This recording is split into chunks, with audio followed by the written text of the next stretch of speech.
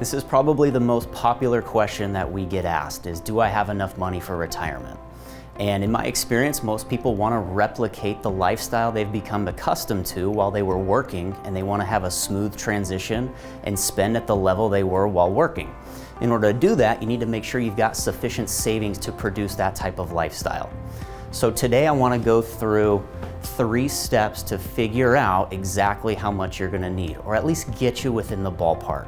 Cash flow statement. This is really important. You need to be honest with yourself here. Now, I think a lot of people understand what their fixed income expenses are in a sense of what the mortgage is, what the electricity bill is, cable, Amazon Prime, Netflix, right? We all know the fixed bills. It's those one-offs that creep in, right? Need a new roof, new car, the hot water heater broke, gifts, etc. Right? Those things continuously come up, and because you retire, they don't stop.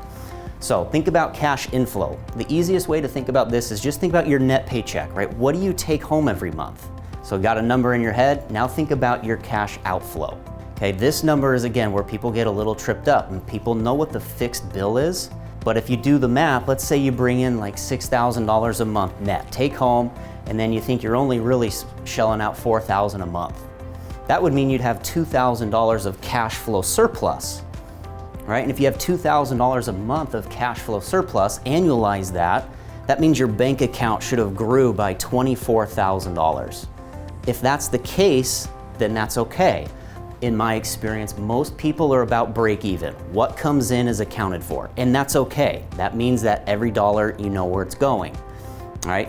In some cases, you might be running a deficit, meaning that you might have more money going out than what's coming in. Right? And again, it's really important to be honest with yourself here, because this is how you're going to determine how much you're going to need to save for retirement. Once you determine that, let's go through an example. Let's say you figured out that you need to spend $6,000. That's today though. You need to figure out what the effect of inflation is going to be. And you can use any number you want, 2%, 5%. For our example, I'm using 3. That means now you need almost $6,200 a month to spend. So if you're going to retire 5 years or 10 years from now, you need to compound that 3% over that time horizon. And let's annualize it, right? $6,000 today, 12 months, that's $72,000. That's the amount that you want to live off of to maintain your lifestyle.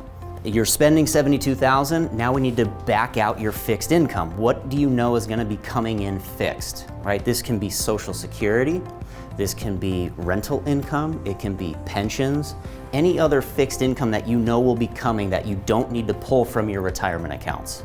Okay, so in our example, I'm using $30,000. Again, it can be Social Security, anything else. $72,000 less $30,000 is going to give you $42,000. That's your deficit. That's the amount that you need to pull from your savings or your nest egg to make up the difference. There's been a lot of academic studies on this that have said you can pull money at a rate of 3% of the portfolio balance, 4%, even up to 5%. So if we split the difference and call it 4%, that's sort of where the 4% rule comes from. Or you can just multiply your deficit by 25, it's the same thing. So in this example, $42,000 of a deficit, right? That's how much you have to pull from your account times 25. That gives you a lump sum of just over $1 million that you would need to have saved to replicate that lifestyle.